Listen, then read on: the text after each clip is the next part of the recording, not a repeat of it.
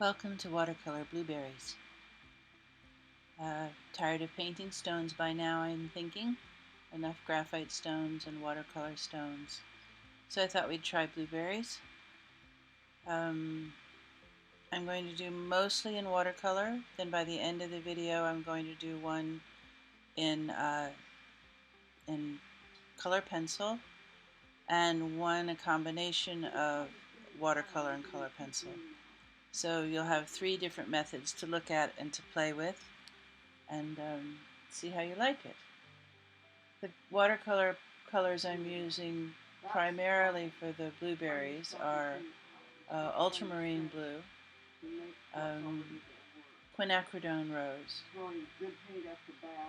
and occasionally phthalo blue when you want to get that nice icy light blue that you see on a blueberry where the bloom appears. The bloom is always the trick. Oh, also I'm using some Payne's Gray for the to go to those even darker blues. So those are mostly the four colors. When you look at the blueberries, you're going to see, of course, lots of blues, but you're going to also see some sort of rosy pinks in those blues. And so try to vary your layers of color with the different kinds of blues depending on where you are, different mixes of blues depending. So take your time, layer, give yourself time. This looks like I'm painting really, really fast because I'm doing it at twice the speed that I'm painting. That's to save you guys from having to listen to my videos for hours and hours and hours. So hopefully this will only take just over an hour, where it was probably about 2.5 hours of painting and work. So you're watching me faster than I want you to paint. So you still need to be slow down. Don't go, oh wow, look how fast Laura's painting, because it's just a trick. So I'm going to just watch with you, and as things come to mind, I'm going to come in and say a few things. So, okay. So let's see how this goes.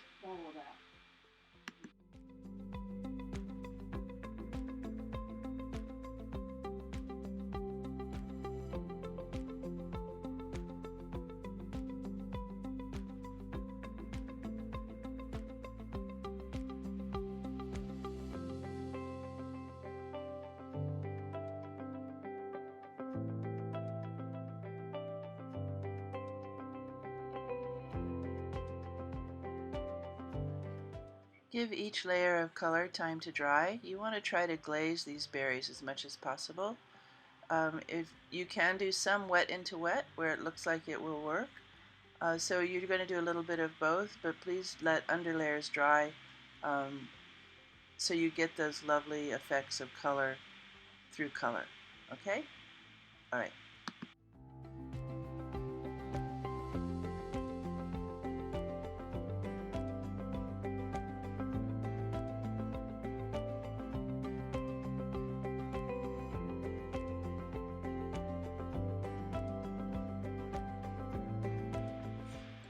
You'll see on the close-up of this blueberry, there is a dark line on the right edge of the blueberry. Now that's from my previous wash being a little too damp, and so the color rolling down to the edges, and we've talked about that a lot in class. So it happens. I wasn't worried about it with this at all because that's going to be the darkest part of my blueberry, so that line will eventually disappear into the other blues. So I just wanted to point that out because it happens, and when it happens, to prevent it, if you were worried about it going there, you can dry your brush off so it has very little dampness to it, and suck up the moisture in the paint so it doesn't roll off to the edges. I missed that window, but it's okay. There's always ways to fix it, and so that's good. So carry on.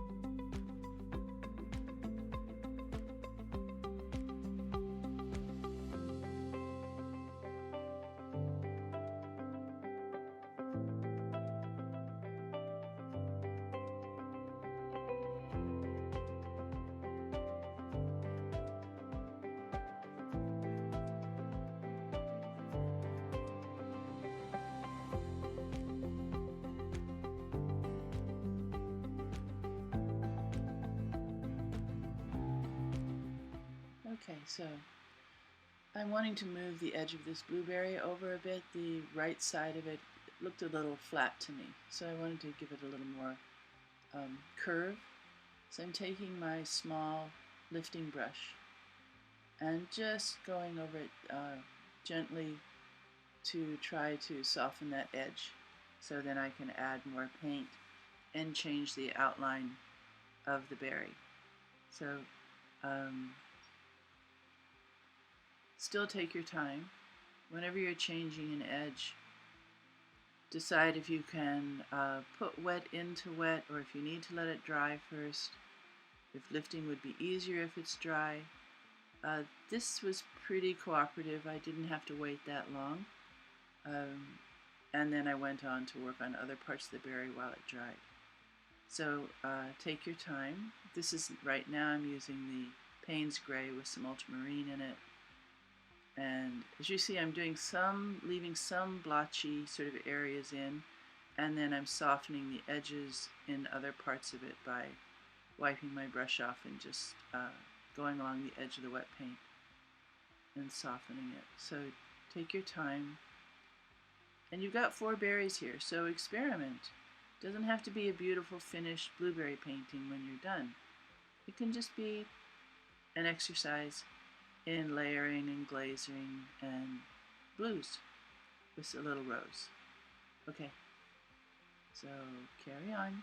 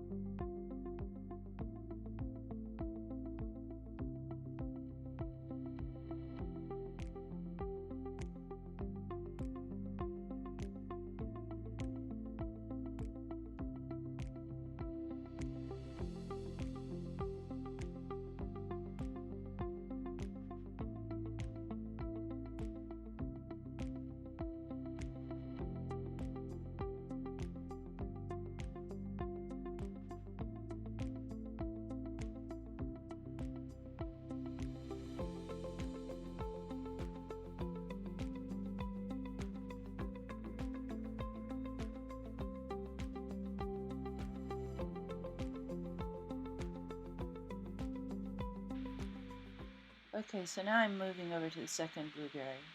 And I'm noticing in the video, I don't know if it's the light, it might be the light. It was a very gray day when I was painting this part. But the color is much grayer than my actual paint is. So keep that in mind when you're looking at this. The Payne's Gray here looks almost like just gray. It's really not showing the blues at all. So when you see, when you watch this video, keep in consideration that the color translation is a little off, that these blueberry undertones are not quite as dull gray as this video is showing. Maybe I can do something with the video to alter the tint. I don't know, still learning. So that's it. So berry number 2, Keep going. More soon. Okay, bye.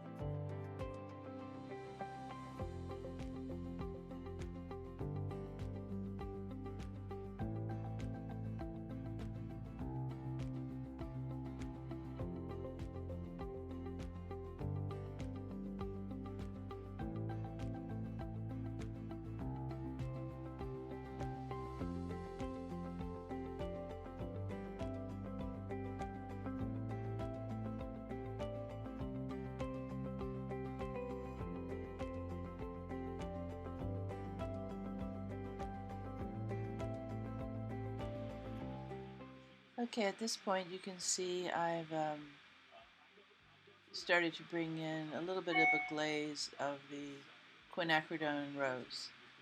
If you all don't have quinacridone rose, you probably have alizarin crimson or something similar to that. These berries do have just soft changes in color that are not just blue. If you look at them closely, you'll see that there are underlying beautiful colors in each berry. Uh, Also, by glazing in more than one color, ambient colors that are in the same family, like this is a very rosy color which is in the same family as a blue. They're very close together on the color wheel. These colors can enhance each other and make the berry much more lifelike and interesting. So this is sort of the fun part after you've laid in the shadows and the deep colors to go in and add some glazes that bring it to life. Okay, so until the next voiceover.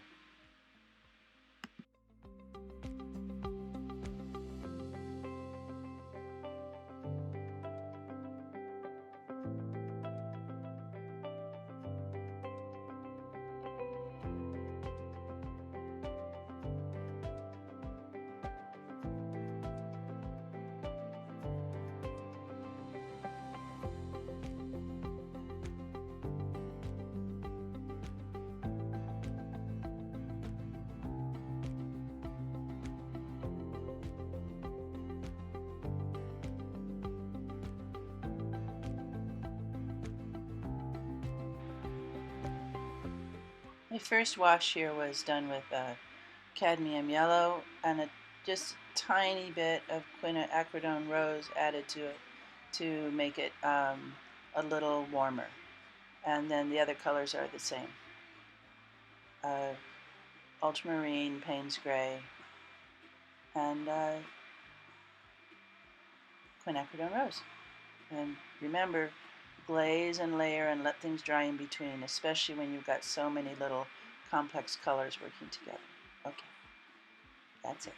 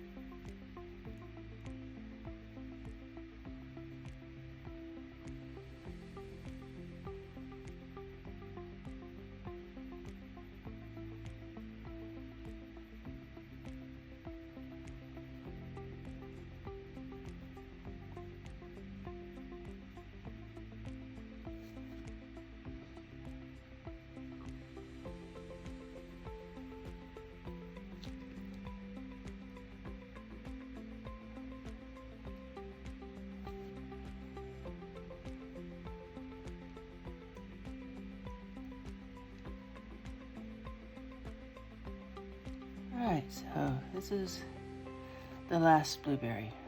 So we did both of these watercolor, both layering different blues, phthalo blue, indigo, ultramarine, lots of ultramarine, some rose color in both of these, and alternating them, creating shadows and darks, and also Payne's gray. This one I did completely in color pencil, and this one is also just watercolor. So now this one I'm just doing color pencil just on top of an initial base of watercolor. So we'll see how the three different pieces go and what we think, and then you guys can try. You can either do them all in watercolor, all in colored pencil, whatever. This color I'm using right now is Prussian Blue, Derwent. It's a very kind of lovely bright blue, so it's nice for those icy undercolors if you use it lightly. Okay, so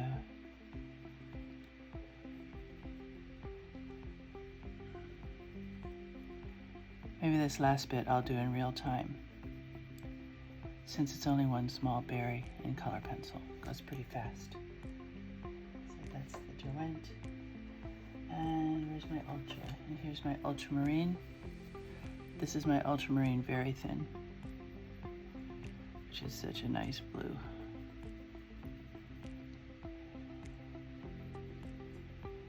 I think very thins are my favorite pencils. They just have such a nice touch. You can get so many fine details with them. So keep looking at this berry. This is the one I'm trying to mimic, and we'll see how it goes. See, there's almost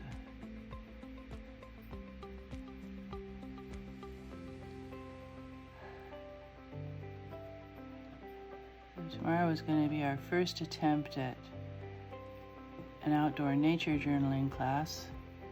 Don't know if it's going to go ahead or not, because looks like the usual Thursday rain is going to be moving in, but we'll see. I did find a lovely new place I've been painting over by Stonehouse, and there's even a gazebo with a nice shelter. So we could actually go over there and sit under the gazebo, and then if it rains, we just keep drawing. We don't have to care. So we'll see.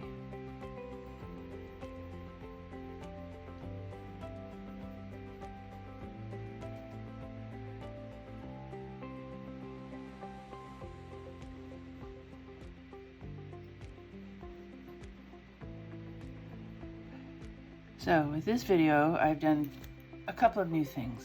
I've added music, because I thought it'd be kind of nice to have some music instead of me talking all the time. So I'm learning a lot. Pretty soon I'm going to have my own movie production house. And of course picture-in-picture, and I've learned voiceovers. So the first part of this video was done in double speed, so this is going to take a lot less time than the previous videos I've sent you. This last bit, depending on how it goes,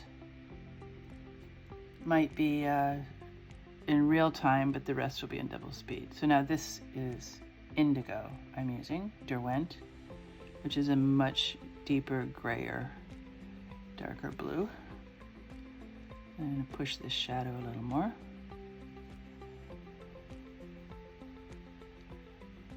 And but today was the first day this week, otherwise yesterday was the first day that Andrew went back and worked at the shop for a little while. So used to having him home, it was kind of weird to have him leave, and I understand that we all need to figure out a way to live in this, with this virus, and we can't just stay locked up forever. And you just hope that everybody's being cautious. People that come in there, clients and things. Although it's a small office, and I think people will be respectful. There are signs about must wear masks, and so I guess just hope for the best. I mean, that's what we're all doing, right? Hoping for the best. Doing our best, staying safe, wearing our gloves and our masks and lots of hand sanitizers. And what are you going to do? This paper is kind of funny. You see, it's got I don't know if you can see it. It's got these tiny little lines in it. It's a watercolor paper. So I think it's this Arches watercolor paper. It's from the block sheet. So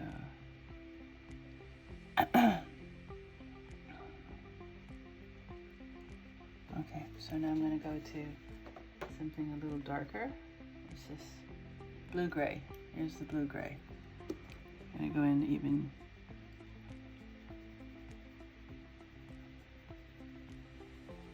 Make these even duller. A little bit of. So the thing about color pencil that I think is so lovely is basically you learn how to layer colors through color pencil, because you don't just use one blue. If you use just one blue, you got a very boring berry. And when you look at this berry, you can see there's definite rosy colors in here. There's some rose around here, this icy blue here, and then this dark shadowed blue here. So, you know, it's when you learn to layer colors with color pencil, then you sort of know what to do when you're glazing colors with watercolor. It's the same deal. This color pencil is much faster because you don't have to wait for it to dry, and it's a little more forgiving. It's easy to lift up a little bit if something gets out of line, and if you don't press too hard, it's easy to control. So now I'm going to put in a little of the rosy color. This is Madder Carmine, Derwent Studio. I'm going to add some of that up in here. Ooh, it's very pink. And I'm going to put a light blush of it right in here.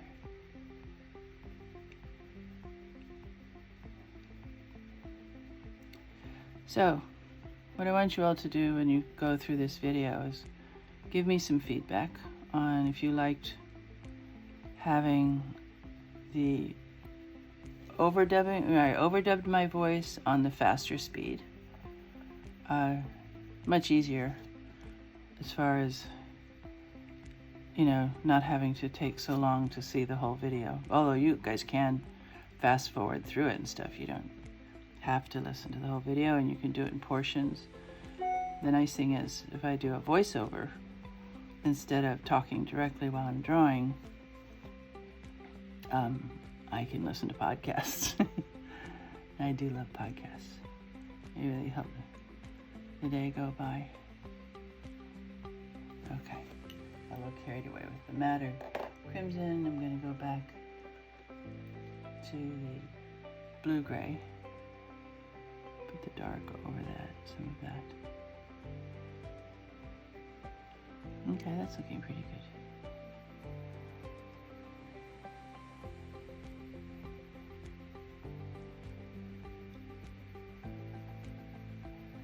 I hope we get to meet for nature journaling tomorrow. I know most of you are nervous about it, and that's okay. You come when you feel like it. But I just don't think there's any way I can do indoor classes until the fall. And if I can't do indoor classes in the fall, I don't know what to do. I think I'm going to have to figure out ways to do classes online again. These videos take a really long time. It takes me about 2 hours, 2 to 2.5 hours to actually film the painting or the drawing or whatever I'm doing. then it takes about a good 5 hours or so to edit them, add editing especially, and then adding sound and adding just everything. The end caps, they're called. That's the beginning and the end. The graphics. It's a lot. So it's not like teaching one class. It's sort of like teaching, time-wise, way more than teaching a class. But the end result is a class. So I don't know how to do it. I think I maybe have to figure out a way to do an online sort of class where everybody can get together and we can talk about what the assignment's going to be, how we're going to do in our assignment, and then have a follow-up class where everybody can show their work. We can discuss and share work with each other and run it more like a class. Hopefully things will be better. We won't have to do that, but I don't know. Who knows? Nobody knows.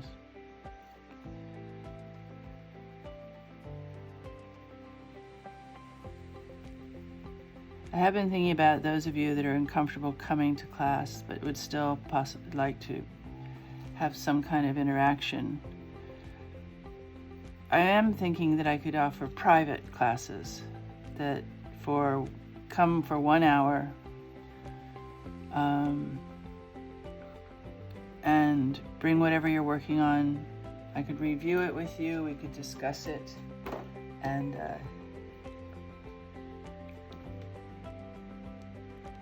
work on it a little bit. See, isn't that nice? You can just lift out if you want to get a little bit of glow in there. So nice colored pencil.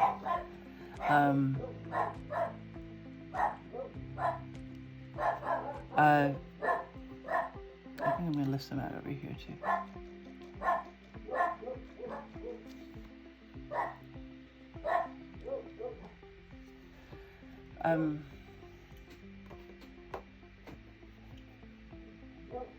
So let me know what you think about that.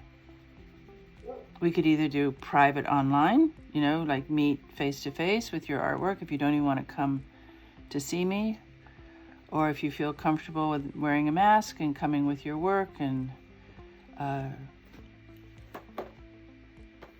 going to go back to the ultramarine.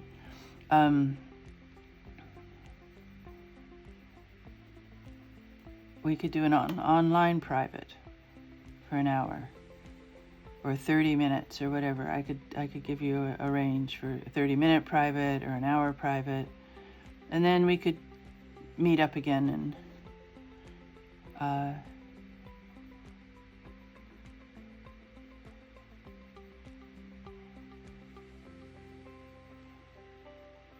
it's hard to talk and draw at the same time. Meet up and just, check on progress and just treat them as individual private lessons. So I'm willing to be flexible because I want you all to be able to continue if you want to, and try to figure out ways to do that. I've also been trying to think about if I want to, in the fall, include videos as part of the class. So, a class would be whatever amount of money, and with that you would get access to the class video and then do the work, and then we could either have a group meeting for those of you who didn't want to do a group meeting. You could do a private meeting with me. There's all kinds of possibilities. So we'll discuss. We'll talk. Okay. All right. I think this little guy, this is pretty much a blueberry. They all have a little bit different look. I'm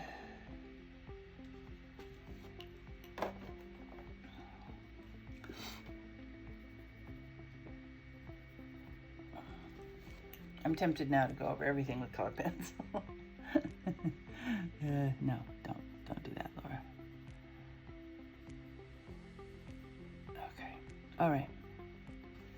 Okay, so, shadows. All right, Valerie from my Saturday class asked me about shadows. So I told her I'm going to just do a little bit of a shadow with this blue-gray pencil, Derwent blue-gray. Now the thing about shadows, as you can see, is they're darkest right up against the subject because that's where the least amount of light gets in. And then they get softer as they move away from the subject. And they reflect the shape of the subject. So this one right here, you can see the shadows. I photographed these in natural light with one light source. So there would be no conflicting lights and no conflicting shadows. And that way,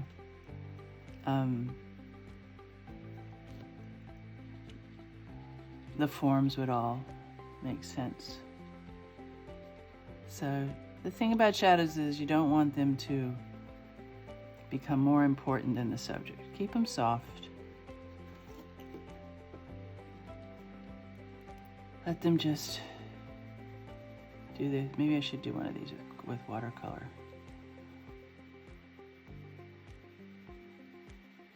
I'll do another shadow with watercolor and another one. This is the last section of the video. I hope you all are enjoying them. I hope they're giving you something to do while you're stuck at home and no classes. I hope everybody's okay. I hope you're all good with your families. Everybody's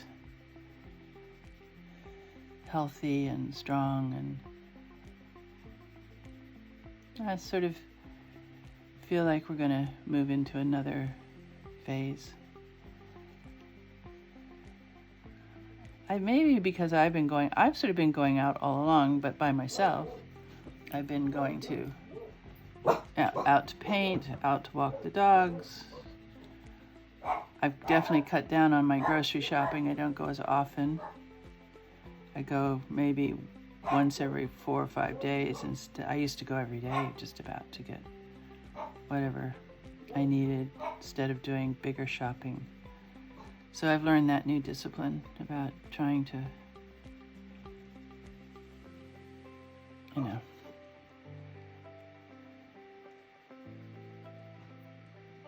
just be a little more organized about groceries and thinking ahead to meals, buying things for the freezer, and toilet paper. Holy moly.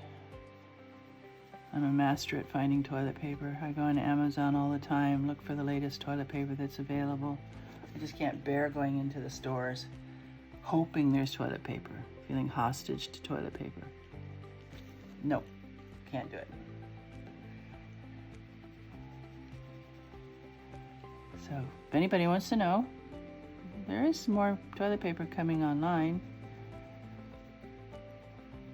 Whoever thought that would be a problem? I think from now on, I'm just going to keep some extra toilet paper in the basement. Like one of those crazy survivalists. Yeah, I think I'm just going to hang on to toilet paper. So whenever something weird hits, I don't find myself speeding to the grocery store, fighting for rolls of toilet paper. Now you see this little guy? He's got a lot of red in him, right? So I'm going to put a little bit of terracotta red sort of in his shadow. Because if you look, when you look in your printout, you'll see that there is a little bit of a reflection of the color down in that shadow. So, Ben's barking outside. Do you hear Ben barking? Go back in, a little more dark here.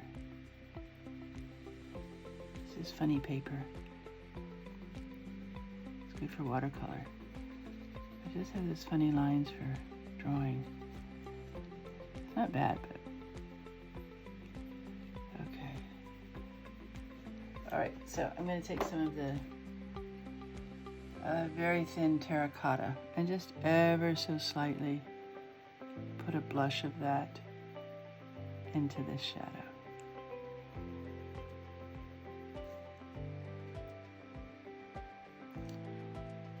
Okay.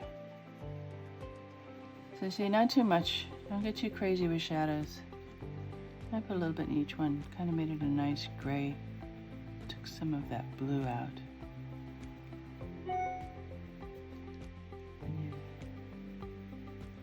I just didn't put as much blue in this one. So I hope you guys enjoyed this video. And I hope you liked the music I picked. I learned how to download music that was not, that was cleared for use for YouTube, so I don't get bounced off of YouTube. There's all kinds of legal things when you use music, just like when you use art or anything, because music is art, and there's free music and then there's not free music, and if you make a mistake, you can get in trouble.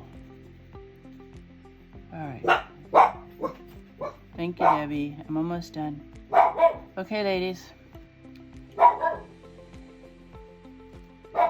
Video number 4. 4? 3. Video number 3. I'm losing track. I hardly even know what day it is anymore. How about you guys? Okay. That's it.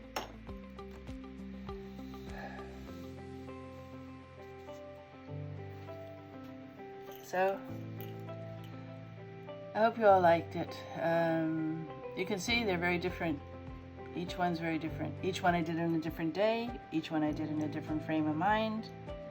And so that all of that plays into making a difference in your drawings. So like this one's really blue. I should put a little more purple on that. Where's this? Delft blue. Did I use Delft blue? That's a grayer blue. That's right. See, you just can't leave these things alone.